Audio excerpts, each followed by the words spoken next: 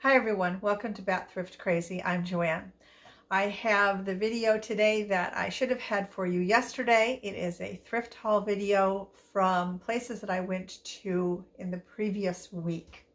And at the end of the thrift haul video, I'm going to give you an update about Lewis. I had posted in my community tab yesterday that the reason I did not have a thrift haul video for you is because Lewis ended up in the hospital. But like I said, at the end, I will give you an update on how he is doing and what led up to his hospitalization. But let's have some fun first, but before we get into the seriousness of what happened. Let me start, because I did do a little YouTube short on it while I was at the Durham Rescue Mission bins. I'll show you what I picked up there first. These I did not show you in that little short because I had not seen them yet. But I did find these cute little baby shoes, and I have seen some other YouTubers use these kind of as little planters for faux flowers. So I was lucky enough to find two pair. I found this little pair, and then I found these even tinier little ones. Oh, there we go. So I thought they were both adorable. I don't think I'm going to do anything to them, like as far as, you know, put any kind of shoe polish or anything on them. I'm just going to leave them in their worn little condition that they're in. But I was pretty happy to find two of them because I sort of was keeping my eye open for them and just never came across them. And then lo and behold, there were two. For clothing that day, I found just a nice basic Lands' End short sleeve navy blue t-shirt for myself, and then this absolutely, I think, beautiful two-piece ensemble from Sequin Hearts that features this beautiful little top here with the back that is cut out, and then it has this gorgeous skirt. I found the skirt first in one of those big Gaylords that they have, and then was lucky enough to find the top in a separate one that was just pure luck. Let me see if we got pure luck even more. And these have pockets. Skirt. Oh, no pockets. That would be fabulous. That'd be even better if this had pockets. But this is a great prom outfit. So I'm going to try putting this up in, not sure where, maybe Main Street, because I think maybe younger girls come into Main Street as opposed to Antiques at Greshem Lake. But we'll see. But I think that's a beautiful outfit. And then this I did show in the kind of shop along short that I did. This is a macrame plant hanger, and the little pot would go right in here. There is a little bit of red. You can see it right there, but I think that'll come out easy enough. And I did put one, had three of them, plant hangers, in my booth the very end of last week, and I was happy to say that it sold the very next day. So maybe this one will go that quickly too. And I was a little iffy on this bunny, but I decided to go ahead and get her anyway. She is sort of folk arty, maybe. It was her face that I couldn't decide on, but as you can see, I did go ahead and get her. Maybe folk art primitive. Maybe primitive is a better word for her. Now I don't believe she's like an old piece or anything.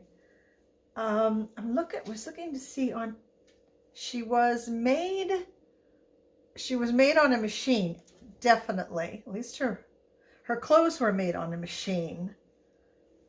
She doesn't have any tags inside of her or anything. Cute little pantaloons.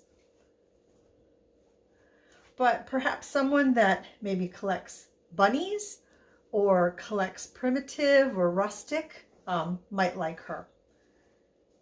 And I just keep thinking I feel a tag, but I'll look a little further later. And then the only other thing that I picked up at the bins that day was a hanger. One of these kind of felted hangers. I like those because it keeps your clothes from slipping off. I think that was everything that I picked up at the Durham Rescue Mission outlet. This was the Durham Rescue Mission, their retail store.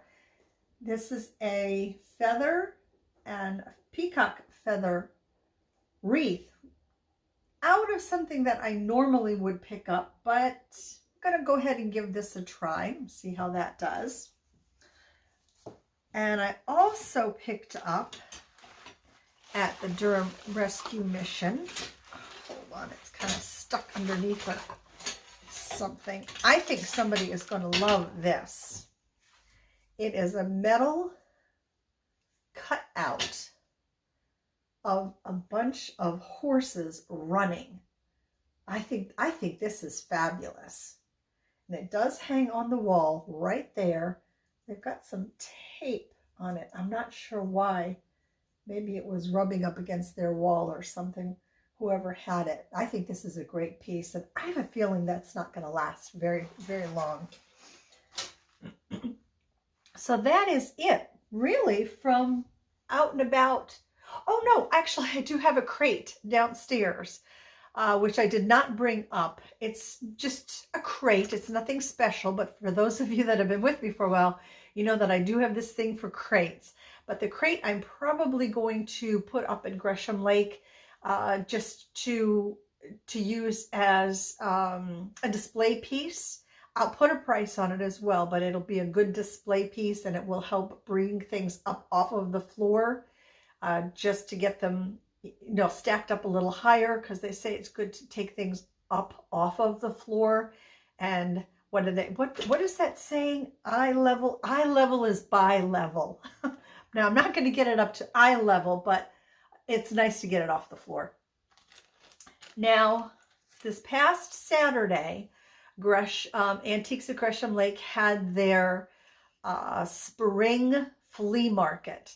In the spring and the fall, they have an outdoor flea market, and they open it up. You have to rent your space or spaces. They open that up to their indoor vendors first. And then once all the vendors say, we want a space or whatever, they open it up to the general public. They were completely full. All their spaces had been taken. I did not do a space this year. I have done it the past 2 years, but this spring I decided I just wanted a break from doing it. I understand from the vendors that were outside that the traffic was pretty slow and they were not doing very well, which is really sad. Inside, there was a lot of traffic inside the mall because I went with my friend Rhonda and we went inside and did some shopping inside too. And we shopped outside. We both got stuff outside. I got a few things inside. I don't think Rhonda got anything inside. I'm not quite sure. But I'll show you what I bought outside.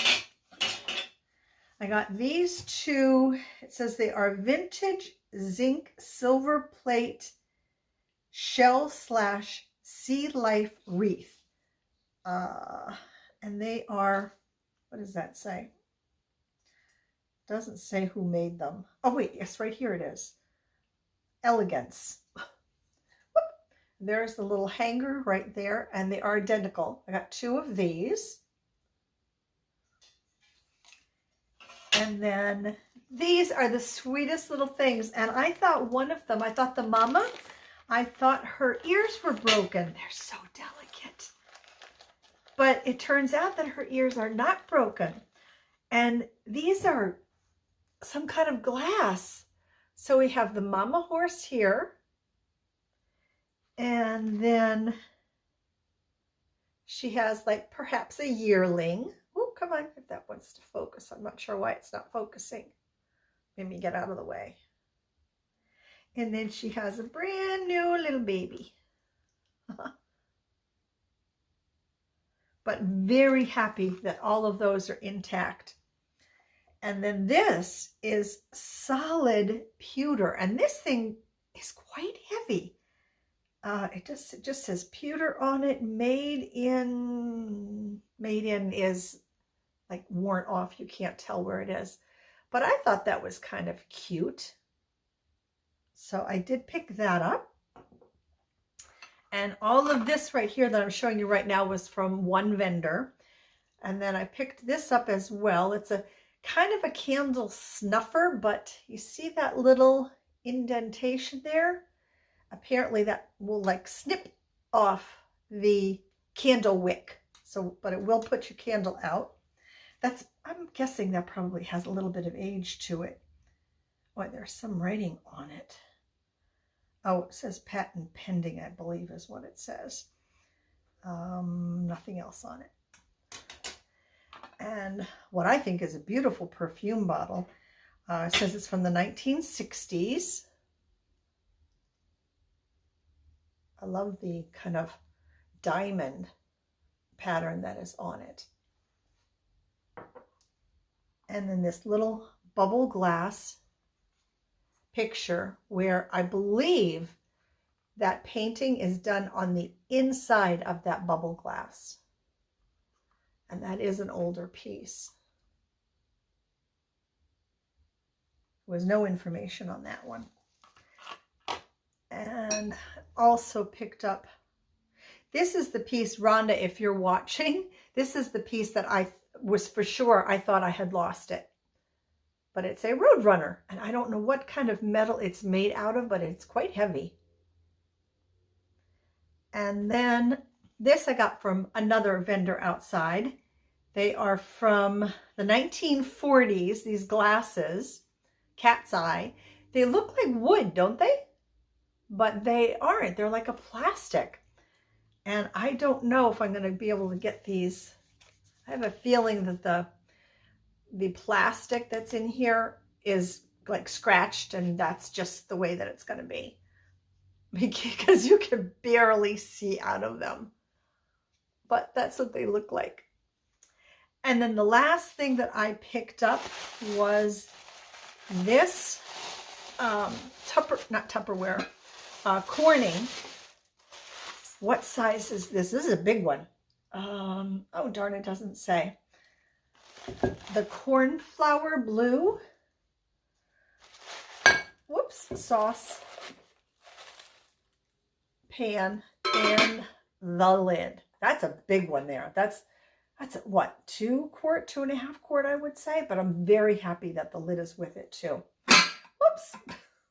Well, until I get a hold of it, it'll be with it.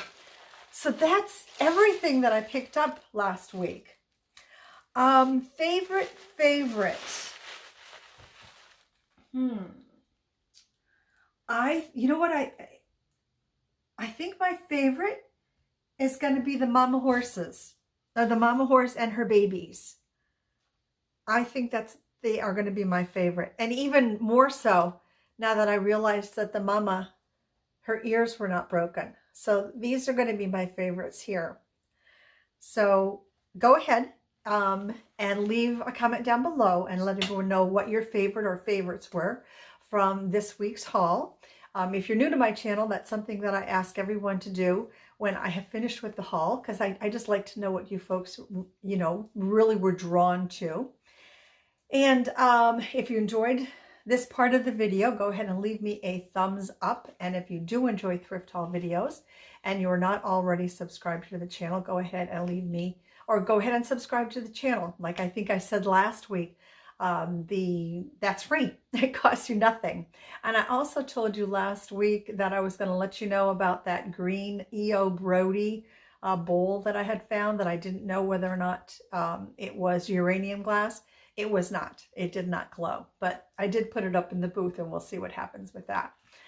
So now for you Lewis lovers, I will give you the kind of long, short story of what happened with him. So we are at Monday. Sunday is when things really went downhill with him. With a couple of days before that, he started acting not quite himself. And he was really licking his private parts. well, part, because he only has one, he's neutered. And it was very upsetting to him. And I could tell that he was very uncomfortable.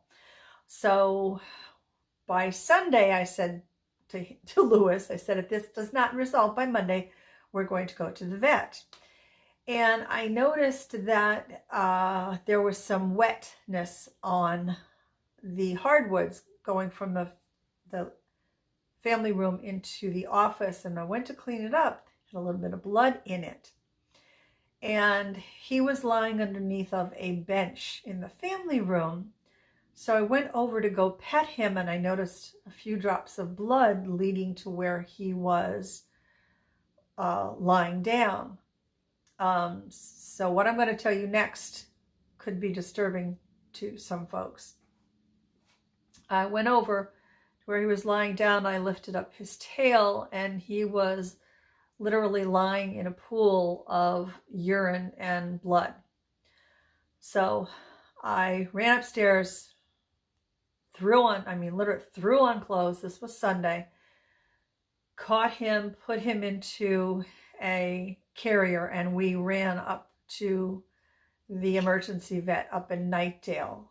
Thank goodness that is maybe a 12 or 13 minute drive from my house. When this was the first visit up there for him to that emergency vet.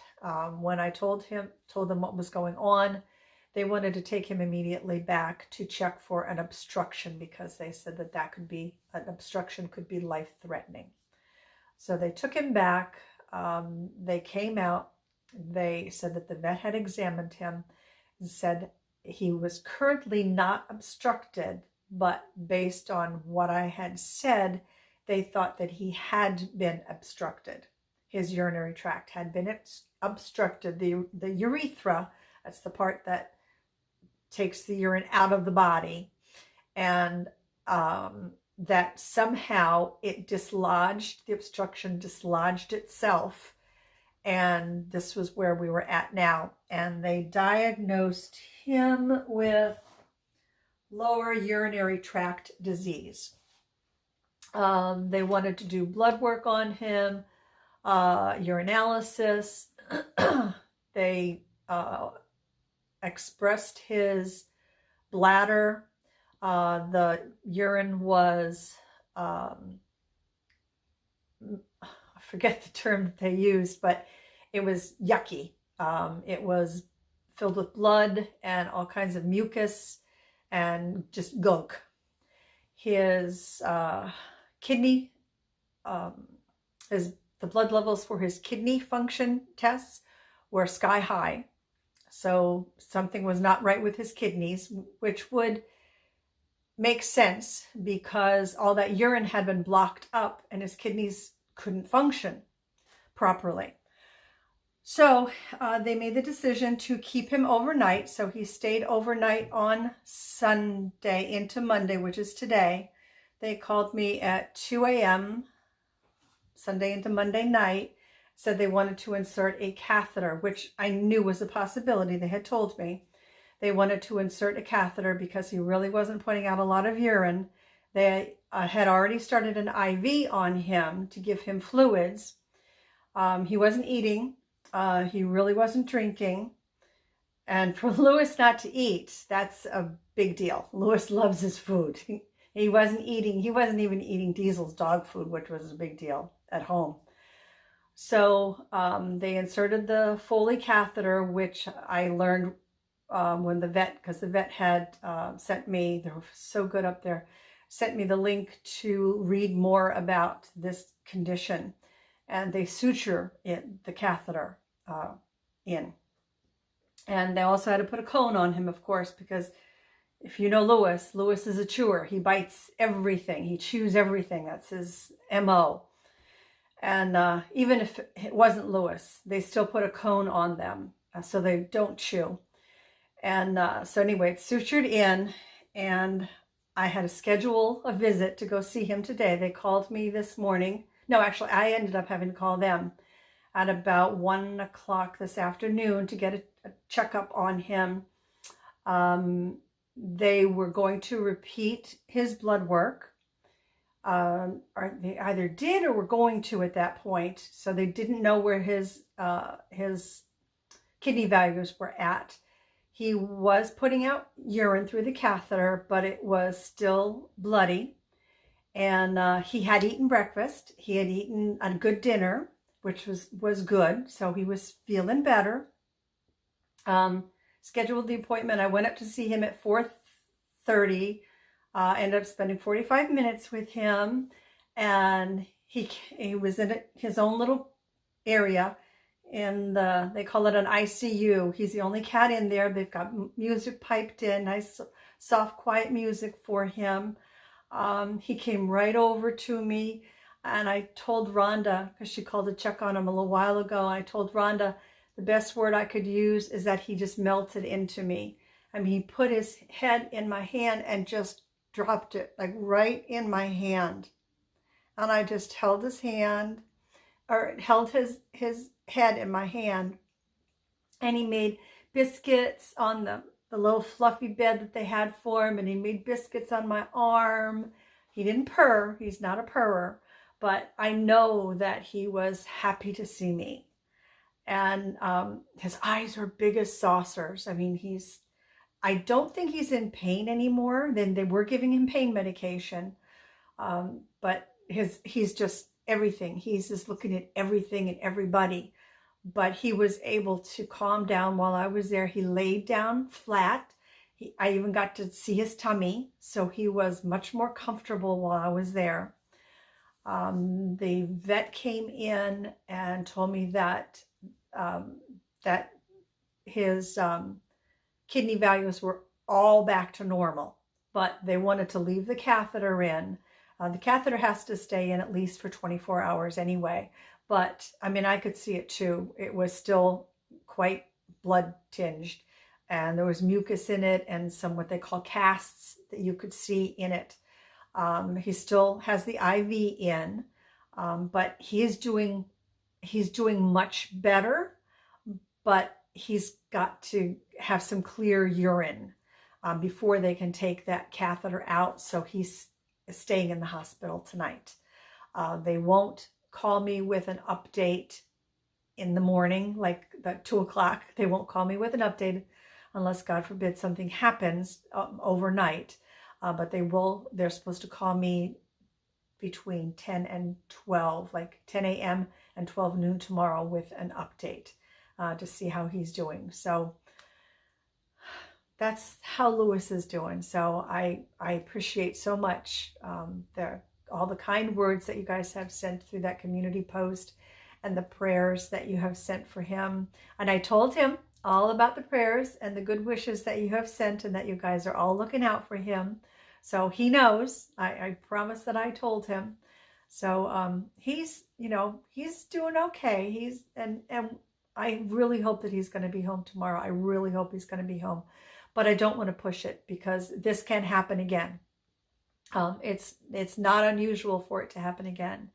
And the first vet, when I first brought him in, said that if it happens 3 times, then there's a surgery that they recommend. And it doesn't sound like a nice surgery at all, because I read up on it, on the extra information that she emailed to me.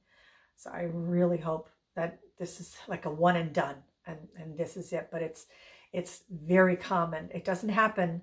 The obstruction doesn't happen apparently in female cats. It happens in male cats because their urethra is longer than female cats. But I just hope this is a one and done for him. He's going to have to be put on a special diet once he comes home. So the girls are going to go on it too. So Valerie and Cece will be on it too. It won't harm them to be on it at all. He's not going to be happy because he's not going to be able to eat Diesel's food. But that's just the way that it's going to have to be. I think the vet said that it won't hurt him to have it once in a while, but not like he was having it before. So anyway, that's Lewis. So I will give you an update on my next video unless something big happens, and then I will do a community post or maybe a short or something like that. But as it stands right now, you know, he's stable. So any more thoughts and prayers coming his way would be greatly, greatly appreciated. And again, thank you for everything that you have done for him so far. So that is it, everyone. I want to thank you for watching, and I will see you, and who knows, maybe Lewis, in my next video. And until then, you guys make sure you take good care of yourselves, and bye for now.